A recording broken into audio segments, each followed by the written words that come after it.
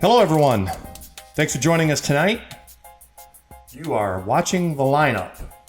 We're coming to you live from the Athletic Sports Group studios here in Louisville, Kentucky. I'm Rick Goff. I'm your host for this evening. Joining me is Coach Tabor. How y'all doing? From Baseball Youth. Thanks for joining us tonight, Tabor. Thanks for having me. Our producer tonight is out on assignment, so we're going to do the best we can with what we can. We're going to start out tonight. I want to remind everybody here that we are currently taking submissions for our top plays for the month of April. We will be doing the top 10 show live next Monday night right here at 7 o'clock. We're going to release the top 10 plays from April. If you guys have a video clip that you guys want to get sent to us for submission, please email that clip to us at thelineup@athletics.com. We're going to take those for the rest of the week. Actually, we'll probably stop taking them on Thursday so we can put the show together. So you have them up until Thursday to get your video clips in for top plays for April. And again, that show will air next week, 7 o'clock, right here on The Lineup. All right, let's get started this evening. Let's go over our weekend recap. Got a couple of teams that we want to mention, Tabor, that had a good weekend this past weekend. One of them is the 9U Southern Finest from Louisiana. They went 5-0 this weekend, outscoring their opponent 63-10 at the 9U level. 10 runs. That's not a lot of runs. No. Gee, like that just.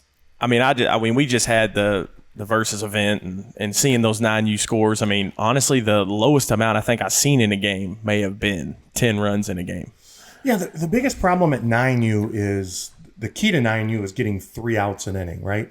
You can't make errors or make mental mistakes, drop infield flies. You can't, a lot of stuff that you can't do and expect to be a good 9U team. So for those guys to give up 10 runs in 5 games, that's 2 runs a game at 9U. That's pretty impressive. Yeah, I'm going to take that every time because, honestly, that tells me that the fly balls that are normally getting down on a normal 9U team are not getting down. They're making routine plays. So, I mean, definitely shout out to those guys for the defense and pitching they had. The second team we want to talk about is in the 11U division. It's Stixx Red from Arkansas. They had another fantastic weekend where they went 5-0 as well. Excuse me, outscoring their opponents 55-21. So they gave up 4 runs a game at the 11-year-old level. That's definitely something you still look for. I mean, I always told my pitchers, if you can keep us under 4 runs, surely to goodness, 5 runs wins it at that level. Right. That's a tough thing to do for those little guys to do something like that. So hats off to both those teams for a good weekend and bringing home championships in their respective tournaments. That's the Southern Finest 9U out of Louisiana and Stixx Red out of Arkansas. Now we're going to move on to our recap for our adopted player here that we have at the lineup, and that's good old Jacob Degrom. He had another outing this past week, and man, this guy just every outing, he just goes out there and just gives it 100%. Not that you expect anything less, but his 100% is a little bit different than everybody else's 100%. Yeah, I mean, I sent this over to you, but I thought it was a crazy stat that he has more RBIs than he does runs allowed. That is impressive, especially from a pitcher standpoint in the National League where you're getting some ABs, more RBIs than runs allowed. So you're talking about RBIs as him as a hitter. Oh, yeah. As him as a hitter. So that's what I mean. And his 100% is different because he's trying to help his team offensively. He's trying to help them defensively. And poor Mets. Well, from Jacob Degrom's history over the past couple of years, he needs to help himself. Because, you can watch the Mets and they'll score 10 runs one game, 11 the next, and they'll score 6 the next. But when Degrom takes the mound, they're lucky to score 2 or 3. Yeah, it almost makes it seem like, do these guys have his back? Because, I mean, honestly, things just never shake this guy's way. Well, Degrom's last outing, he went 9 innings, gave up 2 hits, no walks, struck out 15. Now, let me tell you this. His ERA is .31. Let me repeat that to you so the people in the back can hear. His ERA is .31.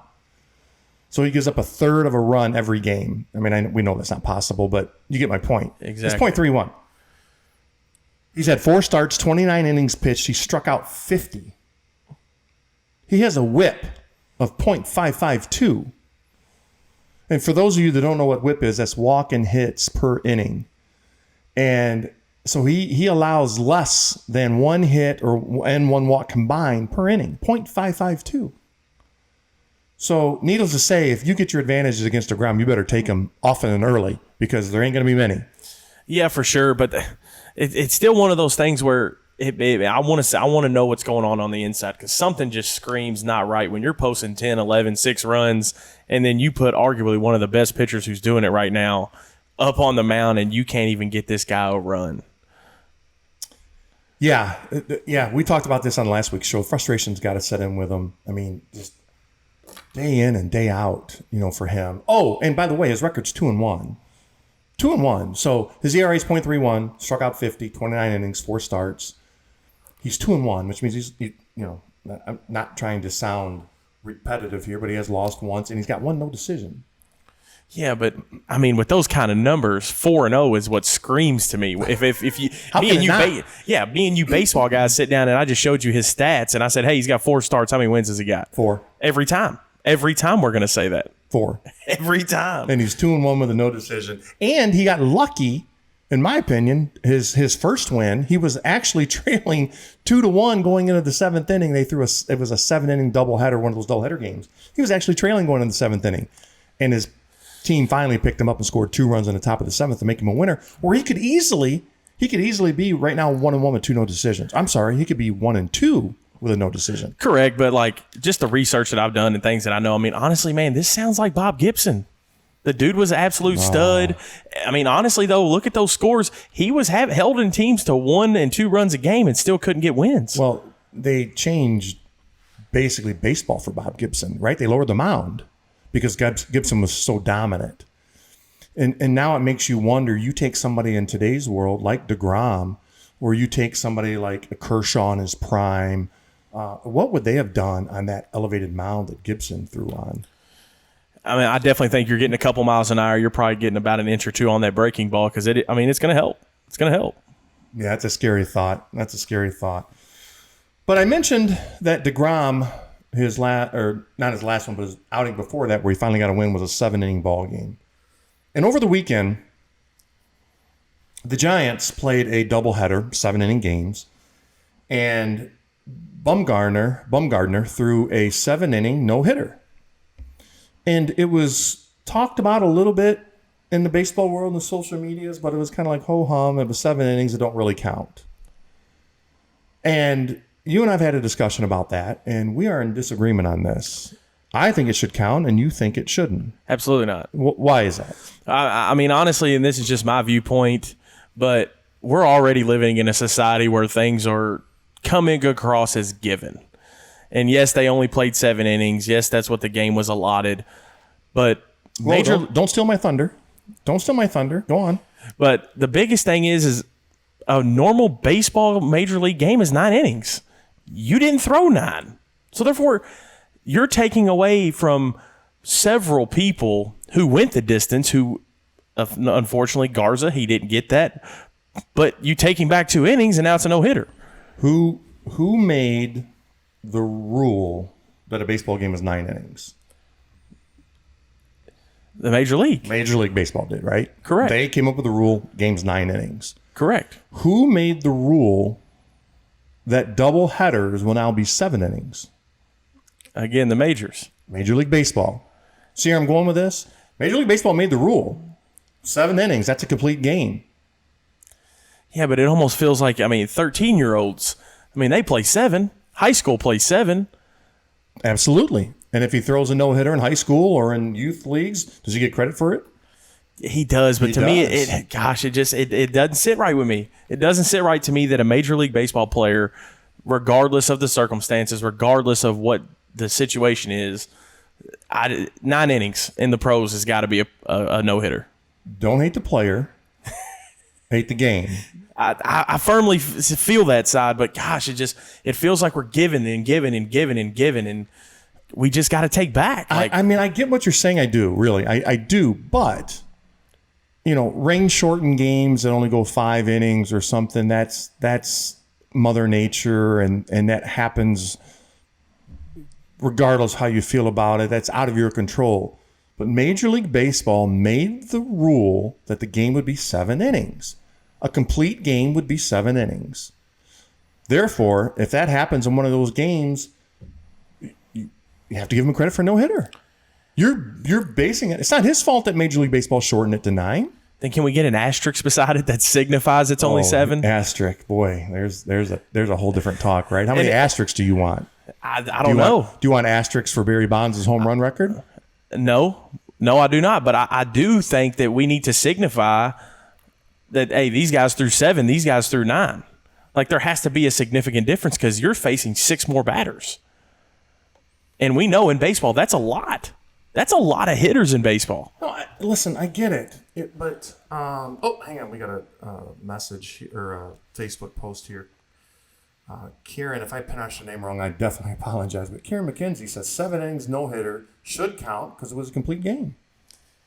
Again, I see that side of it, but there's got to be some sort of way that we can make 2 subcategories. I don't know what we do, but I just think it takes away from the guys who's thrown the 9, who's went the distance.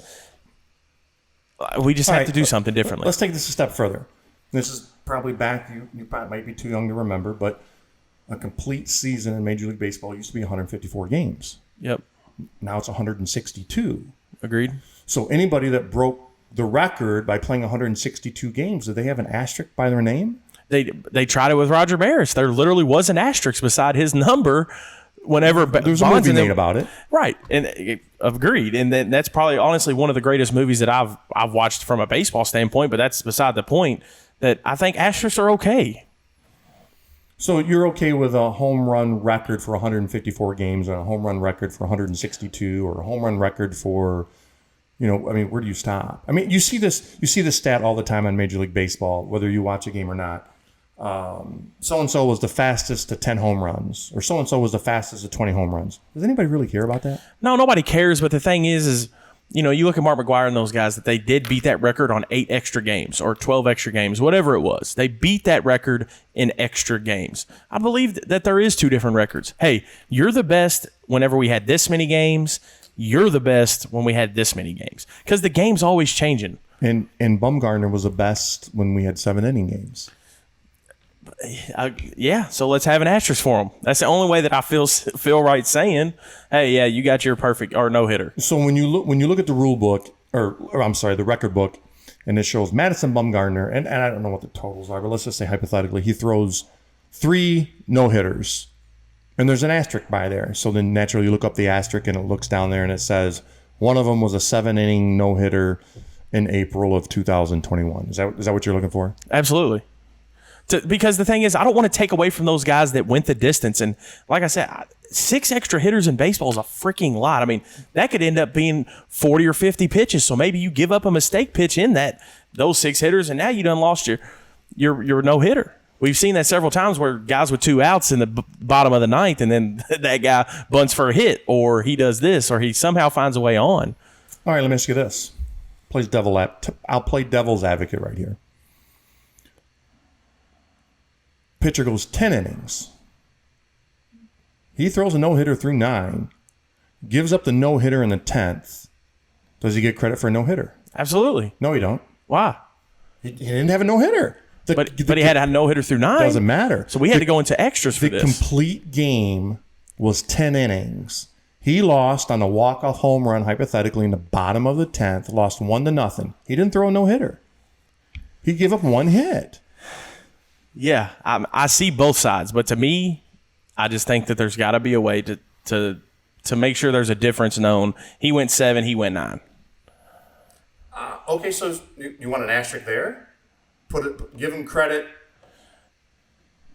for throwing a 9-inning no-hitter, but he lost the game on a hit in the 10th? Absolutely. What? Come on. How you gonna? Now, and listen, I don't even know if it's even happened. I'm sure it has. But, we got off on a rabbit hole thing here, and I wasn't prepared. I didn't do proper show proper show prep for this topic and thinking that, all right, does he get it in 10 innings? But I'm sure it's happened. I'm sure somebody's went 10 and lost it in the 10th. Went 9 complete. I don't know that too many guys, honestly, in the bigs are throwing more than 9. I mean, if they're Not going today. 9, yeah, they're probably. Not today, but, you look back, in the 50s, 60s, 70s, absolutely they did. Oh, yeah. I mean, because then they had to be the dog. Like, they had to throw pretty much every inning they were out. But I'm just thinking, like, in today's world, I would say even 2000s on, like, that guy goes 9, he's being pulled in the 10th. So he's not going to be the one to ruin the no-no. So that's why, for me, that's kind of like a far-fetched idea just because of today's pitchers. They're not going 10. Okay, that brings up another topic then, or it brings up another point. How do you address that? He went 9, but the game was tied 0-0, went into the 10th, 11th, 12th, whatever the case may be.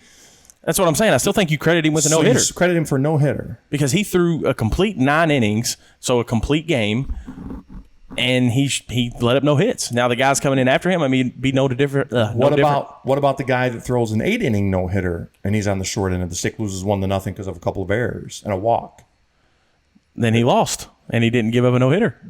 No. He still has a no-hitter. Yeah, but he only threw 8 innings, though. But to me, it's got to be 9. I mean, San Francisco did this.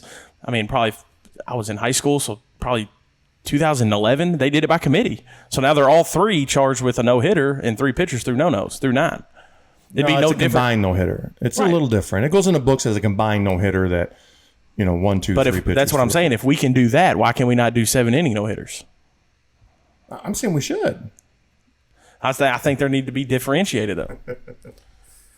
Yeah, I mean, it was just something that kind of caught me this weekend. Yeah. It seems like every time we come here on Mondays, we have something abnormal that happens. We had the review a couple of weeks ago of the Braves game and the Phillies, I think it was. The play at the plate with the reviews got it all screwed up. Yeah. So it seems like all these exciting things happens on the weekends, which is great because it gives us a lot to talk about on the show on Monday. So, for the record, you're saying no, I'm saying yes. Yep. Mackenzie here on Facebook agrees with the smart guy in the room and says it should be a no-hitter. We're just going to say you're the wisdom guy. With age comes wisdom, my friend. That's what happens. And you'll get there. All right, another thing that happened over the weekend, Jay Bruce retired. Did you see that? I did. I seen that and the article that followed, I did get to read up on, so very interested. The Sports Illustrated article? Yep. So, was it Verducci, I think? Verducci from Sports Illustrated. If you guys haven't had a chance to read it, go read it. It's a Sports Illustrated article, and it talks about Jay Bruce, the shift ended his career, and how the shift is bad for baseball. And I couldn't disagree more that the shift is bad for baseball. And you, my friend, do not like the shift. I can't stand it. All right. I'm going to give you the floor first, and then I'm going to tell you how wrong you are. But go ahead and tell me why the shift is bad for baseball. The first thing I'm going to say from a coach's standpoint, I see the shift and I see what you're doing. I just think, for me, the shift is bad because, take Big Papi, for example. The Big Papi shift. That's the most known shift in all of baseball. So you're taking this guy, and granted, he's not very good at hitting backside. I get that. But now those pitchers at that level are so good, they're not going to miss out or half out. They're just not. Okay. So therefore, you're telling this guy to put it where he wants it, and you're overshifting him, which, again, I understand playing percentages, but to me, it's killing the game. It's killing the game, but it also helps the game, I guess, because honestly, you have to be more rounded. You have to be able to put the ball places. Oh, hang on. What are you doing here? I'm just saying I see why the shift can help, but I also hate it for the simple fact that that's not how it's played. That's not how the game has ever been meant to play. Hang on. I'm going to stop you right there. That's not how the game is to be played. That's your stance. That's not how the game's supposed to be played. How is the game supposed to be played? Let's start with that. How is it supposed to be played? In your opinion, how's the game supposed to be played? I mean, moving infielders, moving outfielders, playing those percentages are fine. But I feel like when you overload one side, and again, at that level, you can't, they're not going to miss. So we're throwing a Big Papi or we're throwing a Jay Bruce. We're going to miss middle half in every time. Every time we're going to hit middle half in. Why is that? Because they're that good. Who? Hang on. Maybe I misunderstood you. You're going to miss middle half in on Jay Bruce Because he's going to do what? He's going to pull it. He's going to pull it. He's going to pull it every time. Why is he going to pull it? Because he's very good at it. Correct. He's very good at it. That's what got him to that point. So therefore, now we're pulling that away and saying, now you got to do something else. And then as a fan, now you're telling Jay Bruce to bunt, in my mind. But you want him to go backside. The only way he's going to do that with a middle half end pitch is to bunt. Okay, sure. I get that. I'm not going to make that my point. So you've made your point on why you don't like the shift, and I'm going to tell you why I like the shift. You just told me that Jay Bruce, Big Papi, we can list a bunch of guys here. Anthony Rizzo. Yep. We can list a bunch of guys here that are very good at pulling the baseball. That's what they're good at. Mm-hmm. All right. The purpose of the baseball game is to score runs. The offensive team to score runs. The purpose of the defense is to do what? Take runs away. Take runs away and stop you from doing that. Correct. So those guys are good. Those guys are good at pulling the baseball. So you want to take that away from them. So then shift your second baseman. Let me ask you this. There's a pitcher, and he's really good at throwing curveballs. Are you taking that away from him? But Hey, no. Is it yes or no? No. No, you're not. You're not taking what's good away from him. So how is that fair? You're taking away what the hitter's good at, but you're not taking away what the pitcher's good at. Yeah, but honestly, when you see those shifts, you're not seeing too many breaking balls thrown. You're seeing fastballs, again, at whatever they're respectively good at. You're going to see it on that part of the plate. You're going to see changeups maybe on that side of that part of the plate. Again, just talking lefty pull, you're not going to miss. And if they do miss, then make them pay. They're not missing because they're good at what they do. Agreed. They're good at what they do. So, my argument is the shift didn't end Jay Bruce's career. Agreed. Jay Bruce ended Jay Bruce's career because he couldn't hit backside. He couldn't bunt. Yep. Jay Bruce was a lifetime 244 hitter. I mean, let's be honest here. Yeah. He's a lifetime 244 hitter. So if you just refuse to take what the defense gives you, and listen, that's the same whether it's basketball, whether it's football, whether it's baseball, take what the defense gives you. Yep. If you're not willing to take what the defense gives you, that's on you. Yeah. Now, I'm not saying that the shifts ended people's career, because I've definitely been on the side of, hey, you need to be more well-rounded. You need to be doing those things. I just personally don't see – I just hate the shift. I don't think it ends people's career, but I just don't like the shift. But, Tabor, the object is for you to get that batter out by any means necessary. So if that means putting 4 infielders – case in point, we're going to get into this game a little bit later, but I'm going to bring up a scenario. Last night in the Dodger game, the Padres brought in 5 infielders on Clayton Kershaw's bat. We're going to get into that bat a little bit later. Right. But they brought in 5 infielders on Clayton Kershaw's bat. They left 2 guys in the outfield. This was an extra innings. Was that legal? It is, but the thing is the game and the MLB has changed so much, and it honestly changed for the long ball. That's what they were trying to go for. So trying to make hitters do what they do, and now first off, hitting's already one of the hardest things to do in sports. It is the hardest. Yeah. So and I agree, and now you're able to apply these shifts that now you're taking the bat out of their hands whenever you were making rules to enforce the long ball or to enforce hitting, to promote speeding up the tempo, to get more runs, to promote action. And now you're taking that away because you're allowing a shift. Now, here's the thing. You want to move your second baseman and first baseman on that respective side, on their side of the field? Cool. Move them how you want to take that out. If you want to play the second baseman in right field, that's fine. That's not what bothers me. What bothers me is when you bring the shortstop over, he becomes a second baseman, and then you have a rover. To me, this ain't slow pitch softball. Then do something about it. And do something about it. And then what's going to end up happening, these guys are going to do something about it. They'll bunt down the line, which we've seen time and time again, and they get beat. And but it becomes one of those things where fans have to matter. Like, fans aren't coming to watch you shift and then him bunt. Yeah, it's going to be exciting in the moment, but after so long, that's going to get boring. Now, does that push somebody out of the league if that's all he can do is bunt backside? I don't know. I think he needs to get better, but I don't know.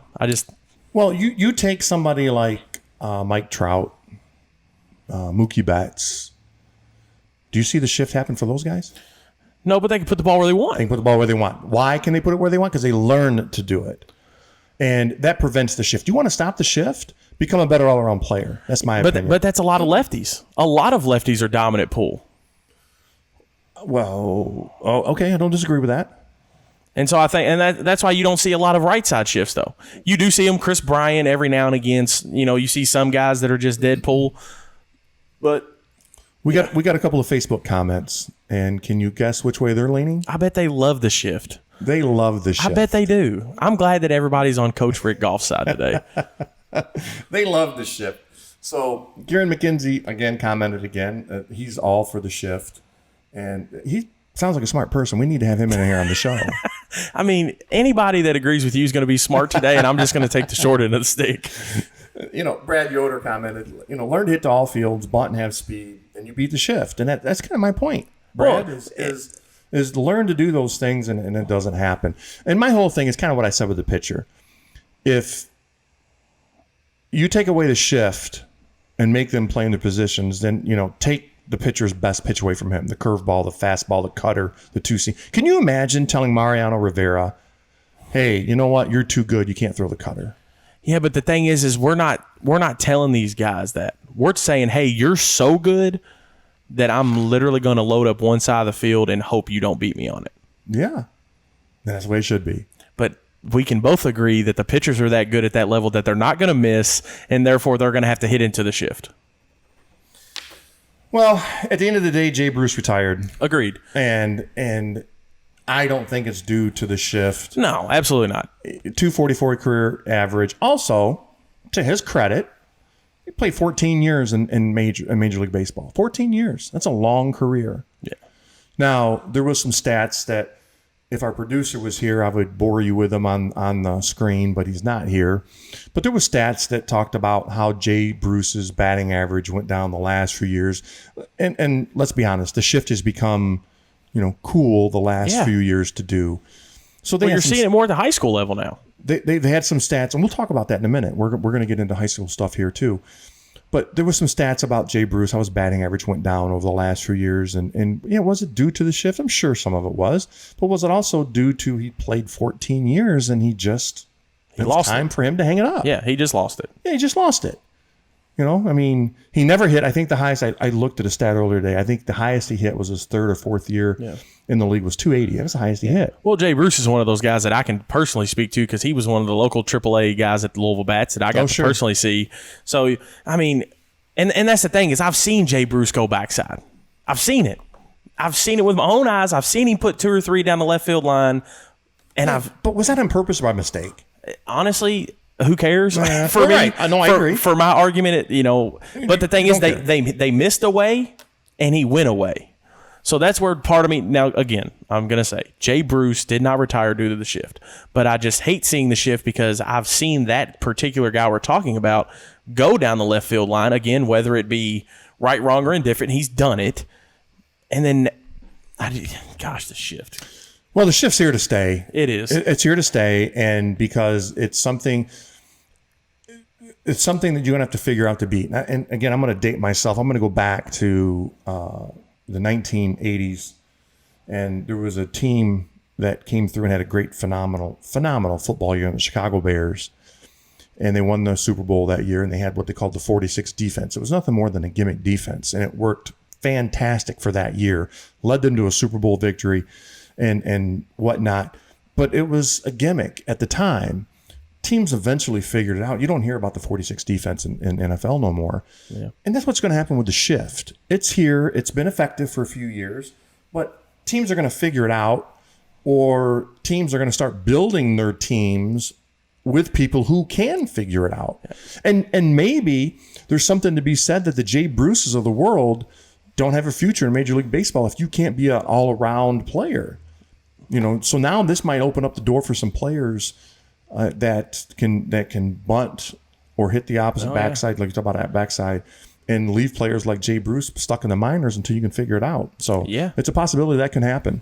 Yeah. You see everything's evolving, and if you don't change with the times, you're going to get left behind. Yeah, I definitely think they need to learn to hit everywhere, do those things. And maybe that is a good point. Maybe they just need to be staying down AAA, AA level. All right, well, let's get on to the other thing that kind of bugged me last night, and we alluded to it a little bit earlier in the show, and that was the Dodgers-Padres game on ESPN last night. And I almost gave up on the game when it was 7-1. Dodgers were up 7-1. I almost gave up on the game, but I finished watching it. So thankful that I did, because so many things went wrong in that game that just didn't set well with me as a coach, as a baseball purist, as someone who loves the game. And I'd like to hear your thoughts from the people out there that watch the game. Shoot us a message here via Facebook. But they ended up going extra innings, tied 7-7. And baseball's got the new rules, runner on second. Yep. And to try to speed the game along, to kind of keep it interesting. So they put a runner on second with no outs. And they do this every inning until the game is over. And watching the game last night and watching teams just refuse to bunt the guy from second to third was just mind-boggling to me. And maybe I get a little bit for the visitor who has to hit first. He's thinking, all right, I'm going to make a big inning out of this.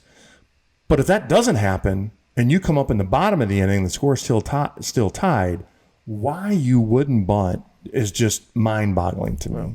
I mean, we wonder why these kids don't want to bunt now, and why everything's about the long ball, and it's because of this stuff right here. You have a guy on second, less than 2 outs.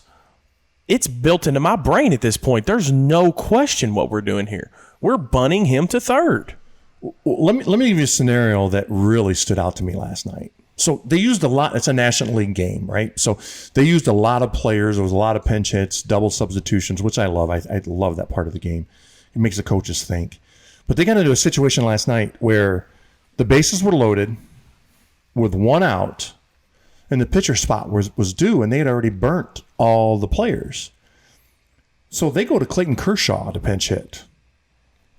I guess it's the matter of, well, who's the best left available? Who's best left? Yeah. Clearly he was better than the pitcher that was in the game. So they call Kershaw on to pinch hit in the 11th inning. I'm sorry, in the 10th inning. They call him to pinch hit in the 10th inning, bases loaded, 1 out. Now, I'm thinking to myself, no-brainer. This is a no-brainer. Know exactly what's going to happen. This is a bunt or a suicide or a safety squeeze or something. I mean, this is what's going to happen. I'm sitting in my chair watching this one. This is what's going to happen. Because as a pitcher, as Kershaw's a pitcher, and any pitcher that comes up in a scenario to move runners along, well, in his start, he's bunting 95% of the time. So I'm thinking to myself, I'm like, well, this is just, he maybe wait 1 or 2 pitches and it's going to be a suicide squeeze. Ball 1. Ball 2. Now it goes to 2-0. It's in Kershaw's favor. Tabor, you're as a coach. I'm as a coach.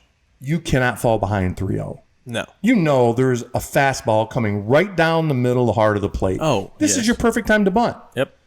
What's Kershaw do? He takes it. Yep. Shook my head a little bit. I'm like, all right, here it comes right here. He swings. And it was an ugly swing, by the way. Yeah, most pitchers have ugly swings. But he swings at it, fouls it off. Pitch 5, he swings at it, fouls it off. Pitch 6, he takes for a ball. Now it's a full count. Pitch 7, he swings and misses at a fastball right down the heart of the plate. Yep. And to me right there, that's crazy because you could have at least put the ball in play and had a chance to score a run by bunting, but you had no intention of that, so you thought 182 of Clayton Kershaw was going to be your saving grace. Yeah. And so that baffled me, and I shook my head. And at that point, I'm like, well, you know what? Dodgers deserve to lose. They come up the next inning. The Padres come up the next inning. They get the runner to third. And now Eric Hosmer's batting. And Hosmer just signed a big contract, right, with the Padres right before Tatis did his. So Hosmer's being paid pretty well. So tells me he can hit a little bit. He can hit a little bit. The guy on deck has a little bit of power, very minimal power, not a very good hitter. But they choose to pitch to Hosmer. What's Hosmer do? Makes contact. It's a deep fly ball. Scores the run from third. And they take the 1-run lead. Again, I'm sitting at home thinking to myself, walk Hosmer. Now, some people will say, we're not putting more runners on base for them an opportunity to score. My mindset's a little bit different. Pitch to Hosmer, set up a double play, you get out of the inning. And I thought one of the announcers on the show said it best. And I think he was talking about, was it Whitey Herzog? Man, I wish I would have paid more attention. But he said, I'm going to pitch to the guy with the smallest wallet. And I love that. Yeah, for sure. I love that saying. I'm going to pitch to the guy with the smallest wallet. You know, Hosmer's got a fat wallet. He's getting paid to do one thing, right? And that's to hit and drive in runs. But at that point, Hosmer's so good that you have to expect a deep fly ball. You have to expect that out of him. You have to expect out of a player of his caliber, again, that has a pocketbook like he has, he's going to hit you a fly ball deep. Whether it's pretty or not, he's going to score that run. So why not put him on? And again, maybe guy does roll into a double play, but worst case scenario, he gets a hit. That guy's scoring from third regardless. Regardless of the outcome, he's scoring. Now, that brings me to the next point. Come up in the bottom half of the inning, and now you need to get that runner moved in over to third base. Dodgers don't do it. Don't score. They lose the game, lose 8-7 in extra innings. With a runner on second base. With a runner on second base, that they get a leadoff double. And you and I talked about this in pre-show, that in the old days, if you are the home team in a tie game in the bottom of the ninth and the guy leads off with a single, 9 times out of 10, maybe 95 times out of 100, you're butting him over to second base. Yep. So why is the mindset changed that if you start with a runner at second, why aren't you butting him to third? Honestly, I don't know. I don't know where the disconnect is because, I mean, I've been a part of some teams that could swing it, and even then we knew we had to be prepared to bunt because there's going to be situations that call for that. Specifically, I remember our 17U team. That's probably the most talented team that I've ever coached with Stixx. But we got into games to where it was 3-2, 2-0, 2-1, and we had to start putting people in place and motion to cause things to happen. There's been times where I remember, and I know you've seen this as a coach, maybe you do bunt him to third. Well, then maybe the third baseman botches it and throws it into right field. Well, sure. There's your runner, and now he just traded places by just causing something to happen. Otherwise, you're just taking the bat out of your hands and say, here you go, figure it out, hope it goes in play, and it goes our way. That's not playing the odds. Yeah, I didn't understand it. I mean, it's so much easier to score a run from third base than it is second base. Bunting a baseball is much easier than hitting a baseball, in my opinion. I would much rather have my barrel out there, sticking it out there, and I'm going to put this ball somewhere in fair territory to move this guy to third. Yeah, I don't get it. I don't understand it. It baffles me. It baffled me last night. It's baffled me all day. You and I talked about it earlier in prep, and I've talked about it with a couple of guys here at the office, and they don't understand it either. Just not to bunt them over. I mean, it's the little things. I think I read somewhere there's at least 9 ways to score from the third without getting a hit. Yeah. You know, and if those 9 things happen while you're on second base, all you're doing is moving to third. Yeah. So why wouldn't you increase your odds? Why wouldn't you increase your chances? It's baffling to me.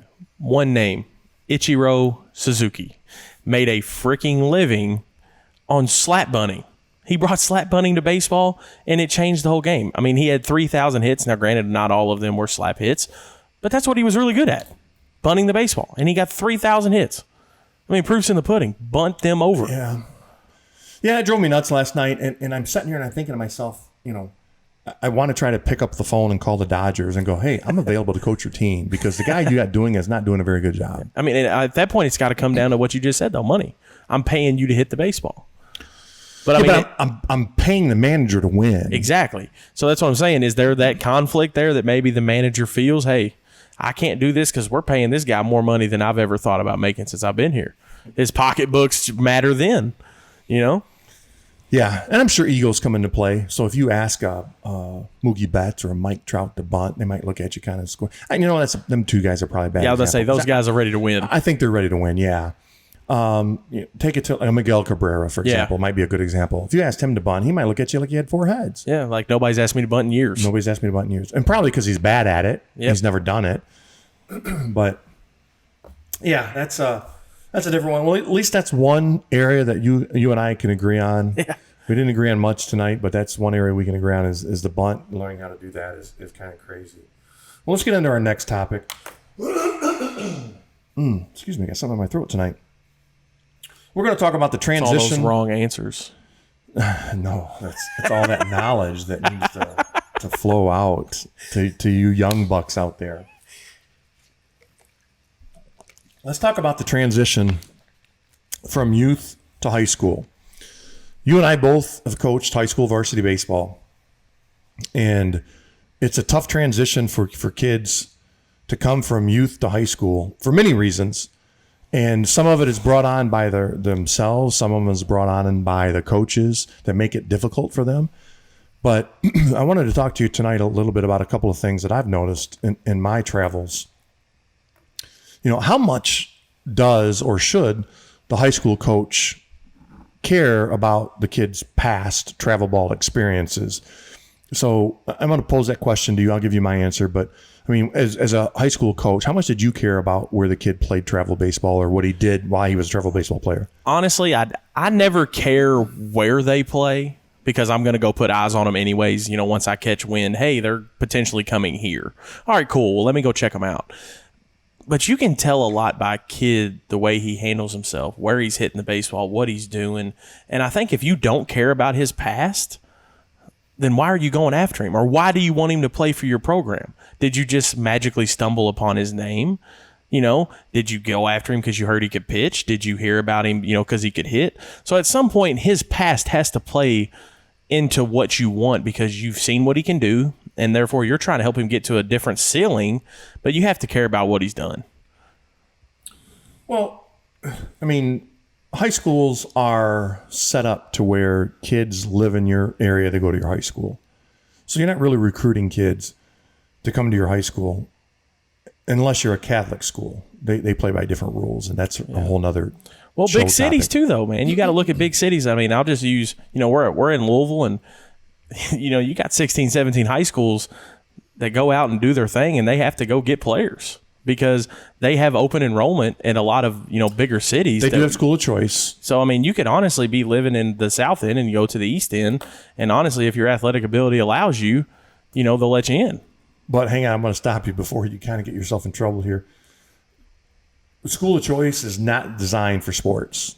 Agreed. School of choice is designed for academics, certain situations, where something maybe happened at school or somewhere, but it is not designed for athletics. So you can't say I'm changing schools because of baseball because that will land you in some hot water. Oh, yeah. But I mean, I just know that rule, though, is being, especially in bigger cities, and this is because I have friends in Atlanta, I have friends other places, and they've made the comment that, like, open enrollment. And again, I'm not trying to touch base on any of this. I'm just saying, like, the Catholic schools have opened doors. Right. There's no repercussions for those guys, which I don't agree with, but it is what it is.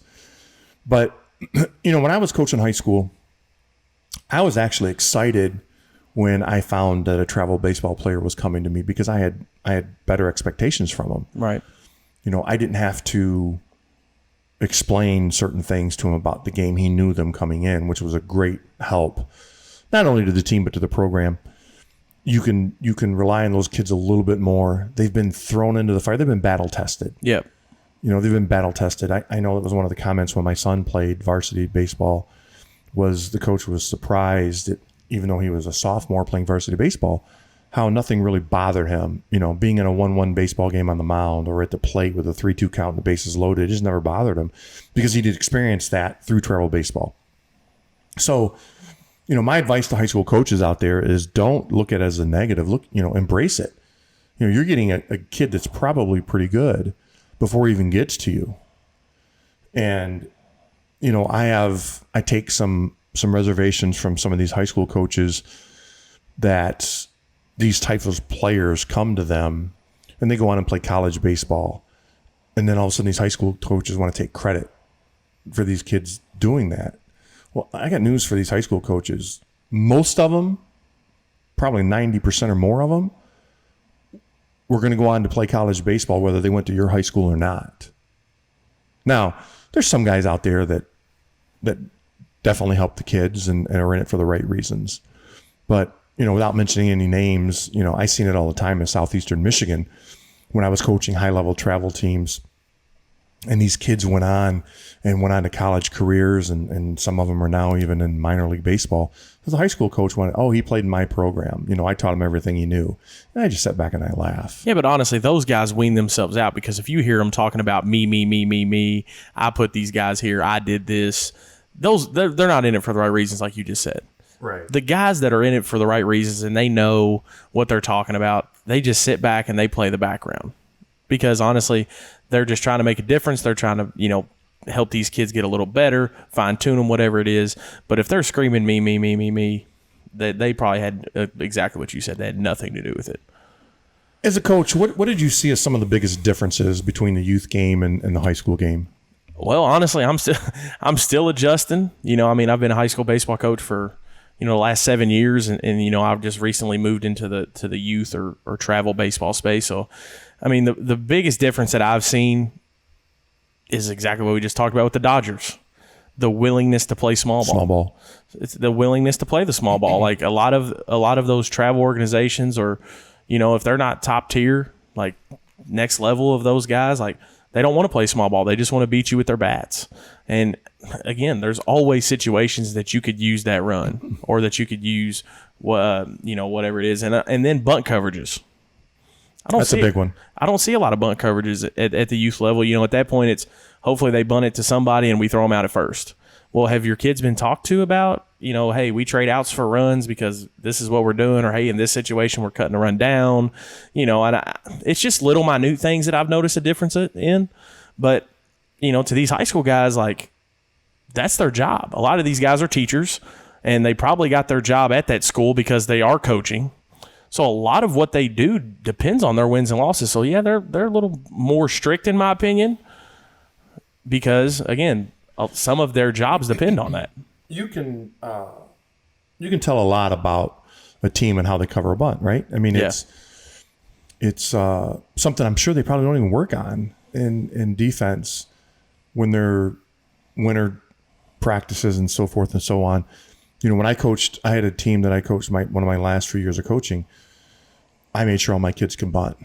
And I remember a game, and some of my parents out there that are listening to this, they remember this game very well. We bunted 6 times in a row, 2 through 8. 2 through 8. So that's my 3-hitter, my 4-hitter, 2 through 8. We bunted that many times in a row, 6 times in a row. And you know how many outs we got in those 6? 1. 0. Because they couldn't play a field of bunt. They didn't know what to do with it once they got it. They couldn't field a bunt. And this was a pretty good team that we were playing. There wasn't no slouch. But I talk to coaches all the time, and they'll tell me, when they find out a team can't field a bunt, they just keep doing it. And, until you figure out how to stop us, we're just going to keep doing it. So, that's a big difference between youth and high school. You don't see very much bunting. Even when I coached, I coached varsity for 3 years. I didn't see a lot of bunting in 3 years. Even at the varsity baseball level? At the varsity baseball level. Didn't see a lot of bunting in 3 years. The thing is I don't want to sit here and preach like I'm pro bunt, because I'm not. I'm pro hit the ball and make sure it goes far. You're pro for whatever it takes. Exactly. The thing is the biggest thing that I'm noticing from the youth to high school level is the willingness to do what it takes to win. Because at that point, I batted 3, in the 3 spot. I've batted in the 7 spot.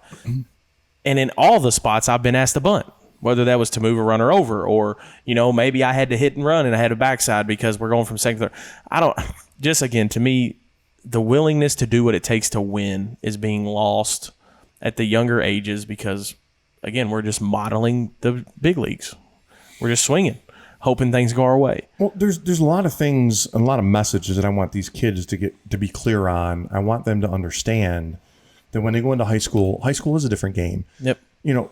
Is a 9-year-old or a 10-year-old going to get anything out of listening to you and I talk tonight about the differences? Probably not.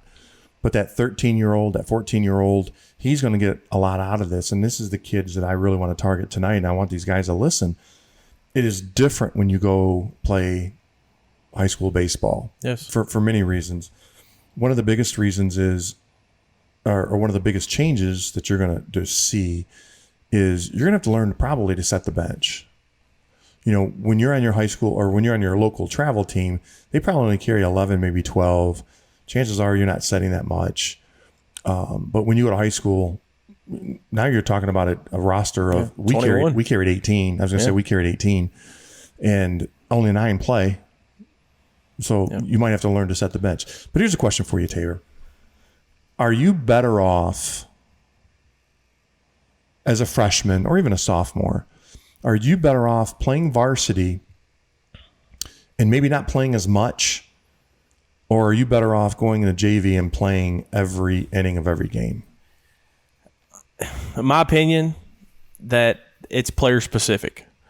Because in my opinion, if that freshman or sophomore is heads and shoulders above that JV caliber and he's just going down there to dominate, then maybe he doesn't need to be JV. Maybe he needs to be sitting with varsity. But if he's right there at that level and you're not really using him that much and he can get his reps, I am all for getting your reps.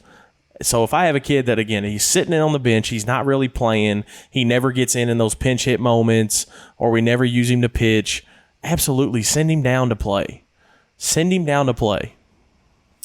Yeah, I'm a little torn on this one. And I guess each circumstance would be different. But one of the circumstances I brought up to you in pre-show, and I see it a lot at the high school level, the high school varsity coach is usually, not all the time, but usually he's a guy that knows the X's and O's, he knows the game, and he understands the game. The guy that's coaching JV, probably 9 times out of 10, is a science teacher or a math teacher or an English teacher just looking to make a little bit of extra money, doesn't really know the game.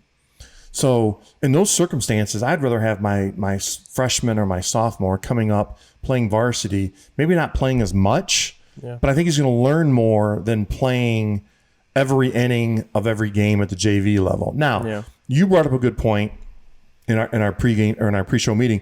You talked about getting reps. I want him to get as many reps as he can. Reps is important to me. And I agree with you to a certain extent, as long as he's getting good reps. Right. And my response to you was, I'd rather have him take 10 good reps at varsity than 100 bad at the JV level. Yeah, in my personal experience, I have yet to meet that science coach. That's a JV guy. A lot of the JV interactions that I've had. Come on up to Michigan. I'll show you a lot of them because that's common up there. I can tell you that right now. And not saying it's not common here at certain programs, but I know at the programs that I've been at, most of those JV guys are honestly coaches in waiting. And so that's why for me, it's so easy to say, you know what, you go play with this guy because he's going to get you right anyways, and he's going to teach you what you need, and you're going to get those reps. So I've yet to experience where I've seen a bad JV coach. Not saying that there's not some out there, but I haven't seen the one where I'm looking like, man, he knows nothing. So for me, if you have a guy that knows what he's doing and he's any type of baseball guy, go get the reps. That I'll agree with.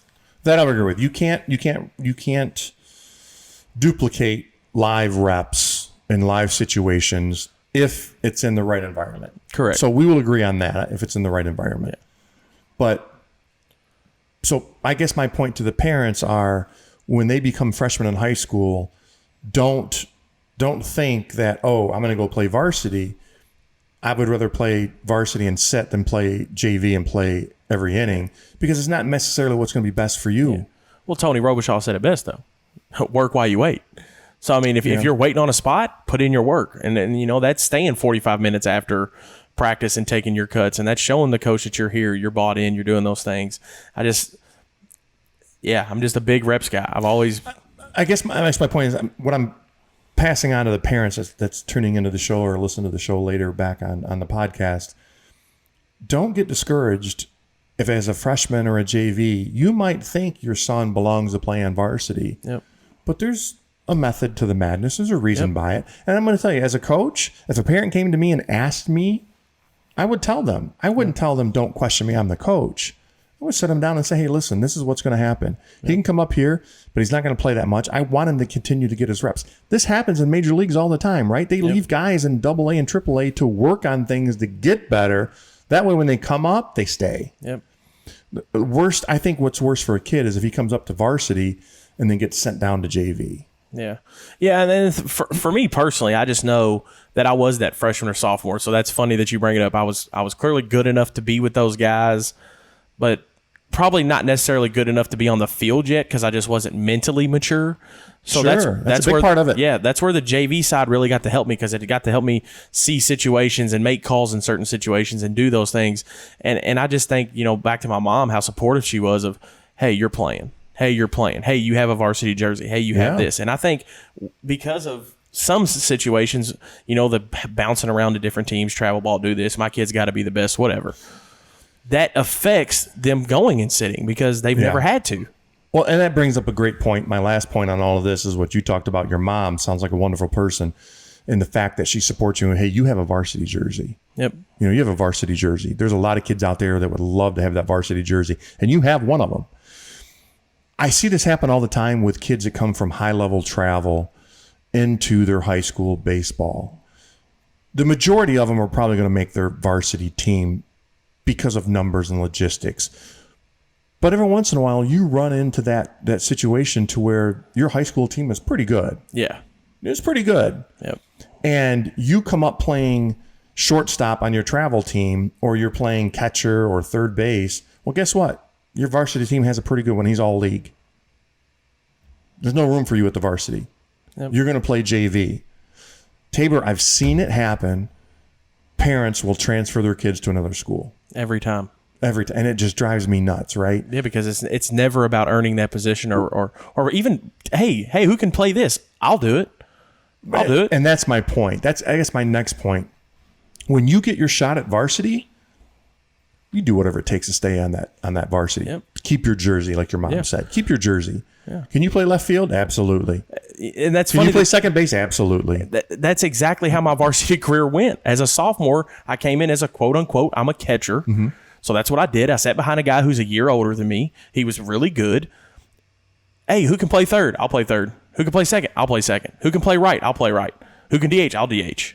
That was my son. Yeah, I don't care what my mentality is. I'd rather be on the field playing a position that I don't really know and just kind of winging it on the fly. When you're younger. Yes. When you're younger. And I'm going to tell you a quick story with my son, what happened with him and his willingness to play multiple positions when he got to varsity as a sophomore. And he did it on my travel team.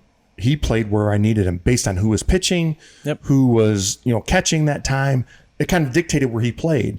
So while it was a blessing when he went and finally played varsity baseball, he could play literally every position on the field and know exactly what he was doing. Yep. It hurt him when he became a senior. Yeah. Because the coach never really had a position for him. He used him like he used him as a sophomore. Well, hey, when Timmy's on the mound, Ryan, I'm going to have you catch.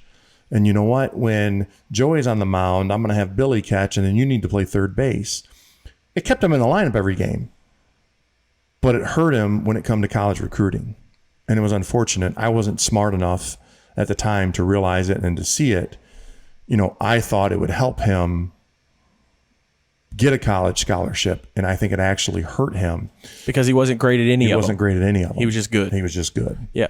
So, parents, while I'm sat here and tell you as a freshman and sophomore, play wherever you need to play, do yourself a favor, and as you become a senior, try to find that niche for you to go on and do college things for. And honestly, if he's a utility guy, you got to promote it when you're getting recruited anyways. That was my fault. Yeah. That was my fault. I mean, not even saying it's anybody's fault, but a lot of programs are looking for that guy to come in. And that's why I'd be willing to bet if you take your utility guys on your top tier baseball teams in travel ball, they're probably starting as freshmen and sophomores in varsity. 9 times out of 10. Yeah. The two really good teams I had, the starting 9 on my son's team, the starting 9 on the next team, I think they all played varsity baseball except 2. And one of them was my son because his school actually didn't let freshmen play varsity back then. Yeah. And the other one was because he was on his team was really talented. Yeah. So he played a year at JV, but the rest of them went and played varsity as freshmen. Yeah. But the thing is, if that's a standard, then I don't, again, like we talked about, as long as it's a standard across the board, nobody complains. Nobody's going to say a word. It's whenever you have that special situation to where you have a Mike Trout come in as a freshman and you're like, oh, do I break this rule for this guy? So I tell you a quick story. One of the kids that was on my son's team, there was another school in our district that had the rule freshmen don't play. And there was a kid by the name of Jackson Lamb that went to Temperance Bedford, which is in southeastern Michigan, Monroe County. And he shows up to tryouts the first day. He's a freshman. He shows up to tryouts and he takes the mound. And I think the first pitch he threw was like 87, 88 miles an hour. And the first ball he hit in batting practice went about 350 feet. Jeez. Well, guess what happened with the coach's policy? It probably vanished. It changed real quick. But see, that's the thing is, especially from a coaching standpoint, we can't be that way. We got to stick to our guns. It don't matter how good he is. It doesn't matter if he's your best player. I don't care if he's your worst player. That way, you never can say that you ever played favoritism or you make exceptions. My rule is that freshman or sophomore has to be head and shoulders above my senior. Has to be head and shoulders. If they're equal, I'm giving the nod to my senior. I'm going to put the freshman until he shows you otherwise. I'm going to put my freshman on JV, my sophomore in JV, because I want that senior to get his experience. I get that. I really do. I really get that. But if he's head and shoulders above, then he's got to come up and play. Yep. He's got to. And so the parents need to realize that when they're coming out of travel baseball and into high school baseball, that there's something about having your dues, doing your dues to get in there and play. It's teaching them life. Yeah, pay your teach dues. them life. I get it. Teaching them life. And so parents, one of the things I want to stress to you guys is when you do make that transition from youth to high school, don't rush it. Take it easy on them. You've got 4 years of playing high school baseball. It goes fast, but allow yourself to enjoy it. Because, man, I look back at my son's years and it was over in a flash. Part of it because he had an injury his junior year and he missed probably about half the season. So you never know when that's going to happen either. Yeah. Just got a message here from Jimmy. And he says, most high school teams are too deep at the primary infield positions. Pitcher only now are more popular than ever. And he makes a good point. They concentrate on the infielders. They're too deep. And the outfielders are just out there filling positions. Honestly, I'd be willing to bet that most of your outfielders at the high school level are probably, again, those too deep of guys that you got to put on the field. You got to put on the field somewhere. Yeah. I agree. And ironically, if you look at Major League Baseball, it's the same way. Where's your high-priced players in Major League Baseball? Outfielders. Every time. And honestly, I'd be willing to bet that Mookie Betts, Trouts, those guys of the world were probably second baseman, shortstop. They were probably middle infield guys. Well, I can tell you Bryce Harper was a catcher. I know that for a fact. Yes. Bryce Harper was a catcher. And that's the thing, though, is just because you're, quote-unquote, an infielder doesn't mean you're not going to get moved. Because I know a highly touted recruit around here that's a catcher, that he plays center field for his high school team. But, again, sophomore kid, he can play the outfield. He has a cannon of an arm. Yeah. High school coaches viewing it differently. Okay, I have somebody I can put here. He can sit here. He's not going to hurt the team. I can put you out here, and you're going to make a difference. There's just so many ways you could go with this. Yeah, it is. And, it's just something that parents need to prepare themselves for. Do it the right way. Yep. I mean, the only person you're going to hurt is your kid. Prepare them for that transition from youth to high school because it's not easy. Not easy for everybody going to the BB Core bats, right? That's a big transition and a big jump. Try to get BB Core bats in your kids' hands. If you're playing 14-year-old baseball, do not swing a drop 5. It does you no good. Please swing BB Core. I don't care if the tournament rules allow it or not. And I hear that from a lot of coaches. They're like, oh, well, the tournament allows us to swing a drop 5. Don't do it. Swing the BB Core. But the thing is, you're not doing anything but hurting that kid. And again, that goes back to what we talked about, the me. If you're more concerned with winning that tournament and swinging your drop 5 than you are with getting your kids prepared for the next level, which would be high school and producing there, we're not doing it right. And as a parent, if you're making that transition from youth to high school, tell your kid, coach might let you swing a drop 5, but you need to swing a drop 3. And if he's capable, then it still doesn't matter. If he's 14, he should still be swinging a drop 3. Oh, yes, that's what I'm saying. As soon as he's capable to swing a drop 3, that needs to be in his hand. And I know a kid 12 years old at the Versus event, 12U, swinging drop 3 BB core, 30-27. Well, 12. But the thing is, you wouldn't know. You would have no idea. Still little shots over the infield, Yeah. But I can't wait to see this kid be 14, 15 years old. I played in a couple of events, and man, we're running short on time. I can't believe it's been an hour already. But I played or coached in an event back with this last group that I had, and we went to a 14-year-old tournament, and they allowed drop 5s. And I told my kids, well, we're going to swing drop 3s. And I literally heard 2 coaches, kids on the other team, kids were going to swing a drop 3. The coach made them put the drop 3 back and get out the drop 5 because it was within the rules. And that just baffled me, made me shake my head. It's about them. Yeah, it's like, what are we doing here? What are you doing? Yep. That kid wanted to swing a drop 3. Fine, it's within the rules. If the rest of your kids want to swing drop 5s, let them swing drop 5s. I don't care. But that kid's walking up there with a drop 3, and you're going to tell him put it back and get a drop 5? Yep. Don't better yourself. What are you doing? Saying. Don't better yourself. Is what you're saying. Yeah. Jimmy just commented too. He said in Florida, BB core at 14 is the rule for USSSA. Jimmy, I don't know if that's the case. 14U major maybe, but I think 14U AA. I could be wrong, but from my past, and I haven't done USSSA in a long time, but I think 14U like AA will let you swing a drop 5 at USSSA. But we'll look into that and try to get some clarification on that for our next show. But man, Tabor, I can't believe we've been here over an hour already. Yeah, and we didn't even get to our last 2 topics. So we're going to have to save them for another day, another show. Hopefully this was filled with information for everybody out there. I hope you guys enjoyed it because this show went by extremely fast. We talked about a lot. I want to remind everyone that we are still taking submissions for our top plays of April. The show will be broadcast next Monday night at 7 o'clock.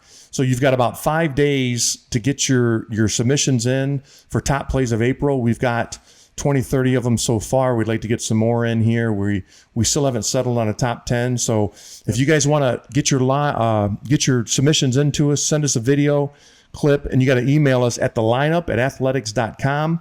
We're going to put it up on the screen. We're going to close registrations. That's not the right word. We're going to close submissions on Thursday for that, because we're going to put the show together for Friday, for Saturday, or for Monday's show. We will do that live next Monday at 7 o'clock. So once again, get those submissions emailed to us at thelineup@athletics.com, and we'll do that show next Monday night. Well, thanks for joining us tonight, Tabor. I appreciate you filling in tonight, and we'll have Anthony back. Our producer will be back next week, so we'll get some fancy graphs on the show for them. Anthony's definitely better at this. He's better at it than both of us because I'm not very good at technology. But guys, I want to appreciate you for joining in and tuning in tonight. This is The Lineup coming to you from the Athletic Sports Group in Louisville, Kentucky. Hope everyone has a good night, and we will see you next Monday night at 7 p.m. Good night.